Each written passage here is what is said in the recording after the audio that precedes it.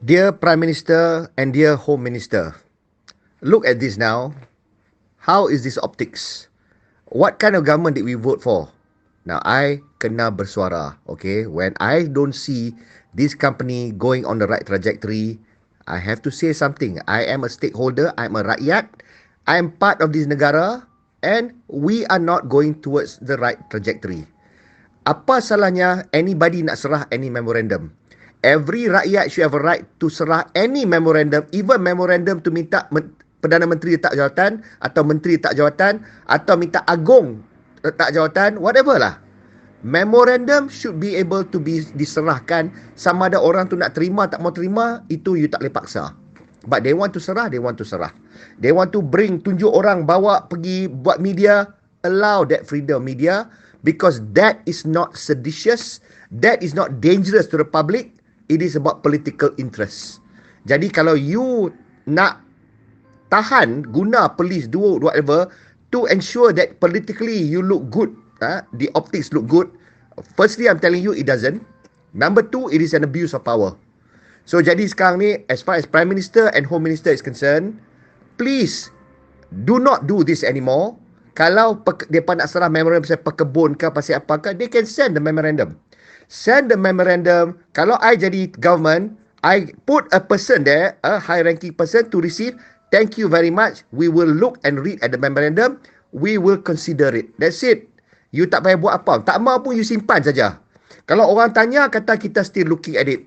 Kalau you boleh forthright, you kata, okay, we cannot consider, but we can do this, we're doing that. Answer, respond. Rakyat can thereafter decide, this government ni bagus ke tak, nak sambung ke tak, next election. Do this and jangan tahan orang. That's stupid. Anybody who wants to do a demonstration, nasi nak buat demonstration, Zahid pasal lepas ke apa ke, buat demonstration. It's okay. Allow it. Allow it, get the police to control traffic, make sure dia tak pose danger to orang lain, make sure dia tak kotorkan, and whoever the organisers are, you make sure they pay deposit and make sure they become responsible on the cleanliness of the bandar and the safety of the bandar. Kalau tak, you rampas dia punya deposit and they pay for it, for the cleaning. It cannot be inconveniencing the rakyat and the motorists and the city. Tak boleh. Tapi kalau orang nak masuk, facilitate. They are also taxpayers. Kalau dia nak buat perarakan, nak berkumpul ramai-ramai, get the police to facilitate, tolong, bagi dia demo. Nak demo, protes hari-hari. Protes hari-hari. Siapa nak protes every day tengah panas? Don't people have other things to do? So the fact that they're protesting, you can see now, you can see the temperature and the sentiments of the people. Pasal apa you nak lari and be in denial of that? Allow it. Kalau you continue allowing orang protes sampai bila? Last kali penat. This how you take the steam of them and you pull the carpet under their rug. The rug under their feet. Tak tak? This how you do it. You tak payah tahan orang. Lagi tahan, lagi marah. Lagi rebellion jadi rakyat. Lagi dissenting. Lagi resenting rakyat kepada the government. Do you not learn from the previous governments? How did you become government? How did rakyat decide to vote for Pakatan Harapan, decide for vote for change? Because they did not like what is happening. Because that's how they revered you, because you were fighting for that change. Sekarang ni, when you are government, you do that and other people fighting for that change, what do you think will happen? People will prefer those who fight for the change when you become draconian. You do things like this, you make people like Syed Saddiq apa semua even more relevant. You make the third force relevant. PN kau dah teruk, you are so focused on PN, on Perikatan Nasional, on how bad they are. You are trying to outdo them and become better than them. Yeah, for now, they are the only worthy contender. Tapi sekarang ni, kalau orang menyampah PN, orang menyampah PH, eventually, orang look at third force. Third force from nobody, 1, 2, 3 orang, suddenly they can become so big, PN dengan PH pun boleh tenggelam. So do not underestimate that, because at the end of the day, the rakyat are discerning. Rakyat will decide what they want and how they want the government to be run. For now, I'm a rakyat. I don't like what I see. I don't like the fact that this guy trying to serah memorandum kena tahan dengan polis. Polis tak ada kerja lain ke? Polis tak ada kerja lain ke nak arrest so many cases tengah berlaku, all the crimes and everything. Tak, nak tahan yang ni. What crime is he committing? Why you want to block him? Tak ke bodoh? You do this, benda ni goes on video, he gets even more media attention lah. Bodohnya lah. Kenapa lah bodoh sangat kerajaan pun? Ha? You bagi macam tu, lagilah media nampak. Lagilah orang tahu. Otherwise, I don't even know about this pekebun kecil punya isu pun. Now, I'm going to be interested to find out apa benda yang berlaku ni. So, you must understand, when people do demo, when people bawa memorandum nak serah to protest, they want the optics. They want the show. They want to showcase yang dia tak puas hati government, dia nak burukkan government ataupun dia nak pressure the government to pander to whatever they want. They want that exposure, that public exposure.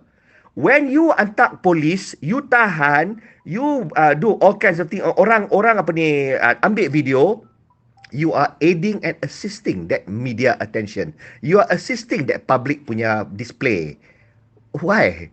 Why are you shooting yourself on your own feet? Tak ke bodoh?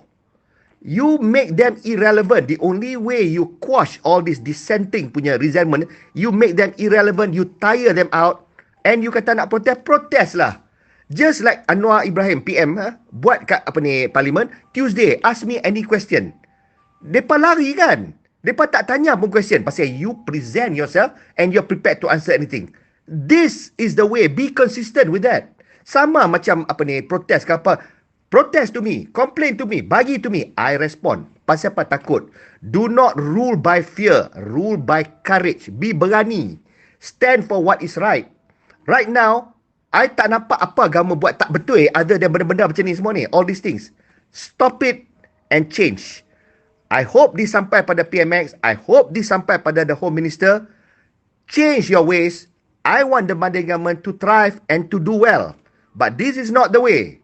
You start lekat-lekat do this semua, you will create public resentment, you will create the desire for change, you will create a perception that this government needs to be removed, and kalau opposition pun not worthy, then another government will come in place. This is the recipe of how to kill yourself. This is a recipe on how to make the government irrelevant and not desired. There's still time to change. 4.5 tahun lagi ada. Change now. Allow that Arul siapa kata serah dia memorandum, and siapa-siapa nak serah pun let there be a police punya SOP. Allow that. They should not hinder traffic or create hazard for traffic hazard. They should not dirty the place.